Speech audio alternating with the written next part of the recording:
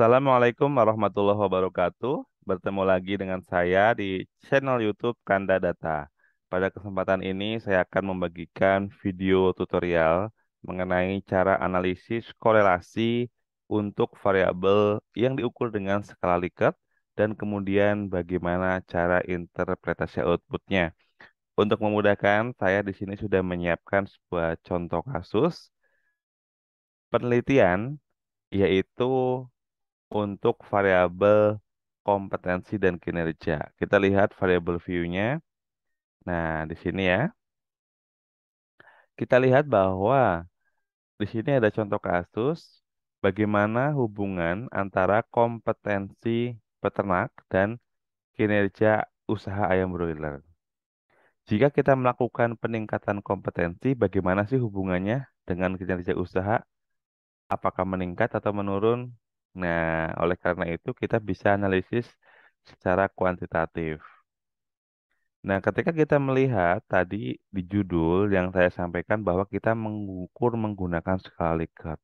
Jadi apa itu sih skala Likert? Mungkin teman-teman sudah banyak yang tahu dan paham ya. Jadi skala Likert itu, jadi kita hampir identik dengan yang namanya pengukuran skala ordinal ya. Memang basisnya itu adalah skala ordinal. Skala ordinal itu apa?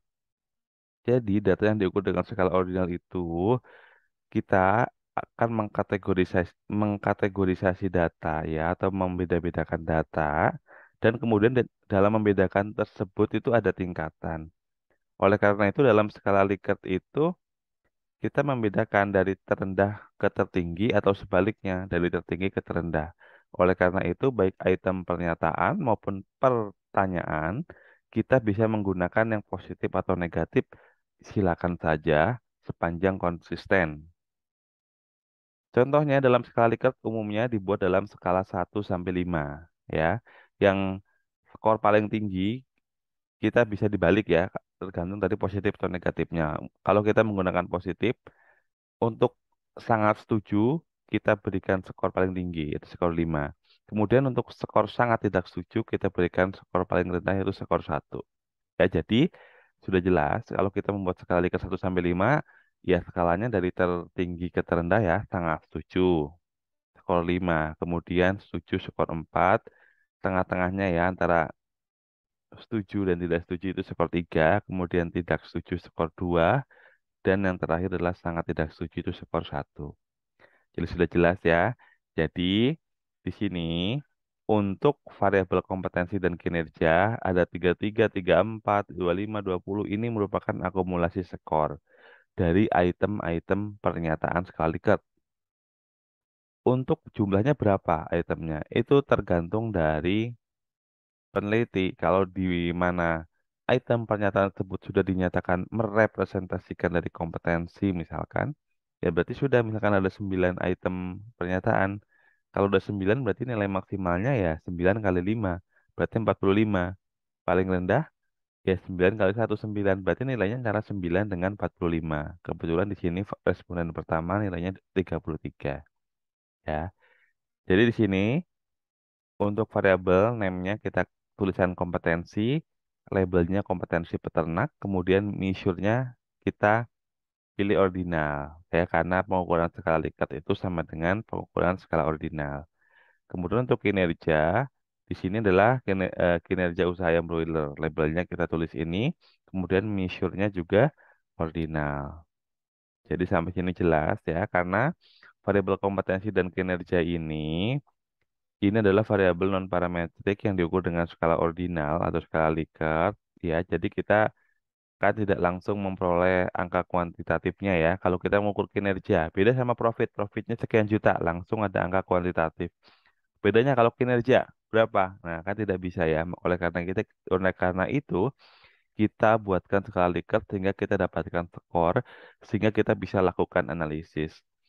Nah, oleh karena itu, karena kedua variabelnya berskala ordinal, ya, baik kompetensi maupun kinerja, maka di sini untuk analisis korelasi, saya akan menggunakan korelasi rank Spearman. Untuk data N-nya, di sini ada 28 responden. Ini sebagai contoh ya. Jadi, ada 28 responden ya. Jadi, di sini tentunya teman-teman sudah memastikan bahwa sudah telah dilakukan analisis validitas dan reliabilitas dari instrumen atau kuesioner sebelum digunakan untuk menggali data 28 responden ini. Baik, caranya bagaimana untuk melakukan analisis korelasi eksperimen? Caranya kita klik Analyze, selanjutnya kita klik Correlate, kemudian Bivariate, ya. Selanjutnya kita masukkan kompetensi peternak dari box sebelah kiri ke box sebelah kanan. Kemudian yang kinerja usaha juga kita masukkan dari box sebelah kiri ke sebelah kanan ya kita pindahkan. Kemudian untuk correlation coefficient kita menggunakan rank Spearman, maka kita aktifkan Spearman dan nonaktifkan Pearson. Kemudian untuk test of significance ini kita pilih to tell ya karena tadi kompetensi kita belum tahu dengan adanya kompetensi ini apakah kinerja usaha itu bisa naik atau turun ya kita tidak tahu makanya kita buatkan to tell. Kemudian kita aktifkan flag significant correlation. Ini fungsinya untuk apa? Jadi ketika kita mengaktifkan flag significant correlation artinya ini memudahkan kita ya. Jadi dibantu ya kalau memberikan tanda aster dari aplikasi SPSS ini ya. Jadi kalau asternya satu signifikan atau p-value-nya lebih kecil dari 5% dan lebih besar dari 1%. Kalau asternya 2 itu highly signifikan itu asternya 2. Ini lebih kecil p-value-nya dari 1%, maaf ya, dari 1%. Begitu ya. Jadi untuk memudahkan kita.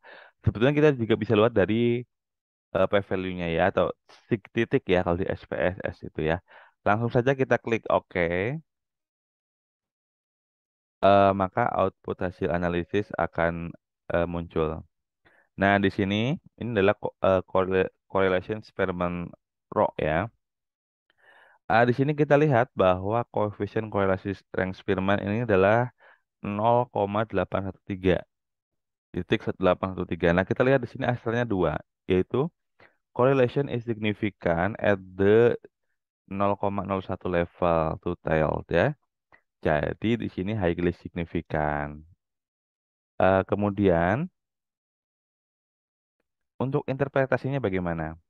Jadi dalam korelasi yang Spearman, setidaknya kita ada tiga hal yang kita interpretasikan. Yang pertama uji hipotesisnya, apakah signifikan atau tidak hubungannya. Yang kedua adalah arah hubungannya. Yang ketiga adalah keeratan hubungan. Yang pertama untuk uji hipotesis apakah signifikan atau tidak, kita bisa melihat dengan dua cara. Yang pertama kita bandingkan nilai coefficient correlation yaitu 0,813 dengan R tabel. Kalau lebih besar dari R tabel itu signifikan. Kalau tidak berarti non signifikan. Atau sangat mudahnya kita bisa lihat dari p-value-nya ya. Di sini ini adalah untuk kompetensi peternak dan kinerja usaha adalah titik 0,0000. Ini artinya p-value alfanya lebih kecil dari 5%, bahkan lebih kecil dari 1%. Dengan demikian, dapat kita simpulkan bahwa kompetensi peternak memiliki hubungan yang signifikan dengan kinerja usaha ayam broiler. Itu kesimpulan yang pertama. Kemudian yang kedua, kita lihat di sini untuk arah korelasinya adalah positif ya. 0,813 itu adalah positif. Artinya hubungannya adalah searah. Maksudnya apa? Kalau searah artinya kalau kita melakukan peningkatan kompetensi peternak ini akan mendorong terjadinya peningkatan kinerja usaha ayam broiler. Atau ketika kita merekrut peternak dengan kompetensi yang lebih rendah, ini berpotensi akan menurunkan kinerja usaha ayam broiler pada perusahaan tersebut, misalnya seperti itu. Ya, jadi satu arah ya. Jadi kalau meningkat ya meningkat, kalau menurun menurun, begitu. Kemudian yang ketiga kita lihat keratan hubungan. Kita lihat bahwa 0,813 itu mendekati 1. Kalau koefisien korelasi ini nilainya adalah antara 0 dan 1. Kalau semakin mendekati 1, korelasinya semakin kuat. Karena ini mendekati 1, kita bisa katakan kuat atau lemah. Kita katakan kuat karena mendekati 1. Jadi korelasinya kuat atau hubungannya kuat ya. Ada juga yang mendeskripsikan dalam beberapa poin ya. Sangat kuat, kuat, cukup kuat dan sebagainya ya. Silakan teman-teman memakai rujukan yang digunakan. Namun dari sini kita lihat bahwa ternyata kompetensi dan kinerja usaha ini memiliki hubungan yang signifikan, searah, dan kuat. Seperti itu. Baik, demikian video tutorial kali ini. Semoga bermanfaat bagi teman-teman yang sedang melakukan penelitian, terutama memilih untuk menggunakan korelasi rank Spearman di sini, karena data memberikan contoh analisis dan interpretasi menggunakan software SPSS. Baik, semoga bermanfaat. Terus dukung channel ini dengan cara like, subscribe, dan share. Sampai jumpa di video selanjutnya. Salam sehat selalu. Assalamualaikum warahmatullahi wabarakatuh.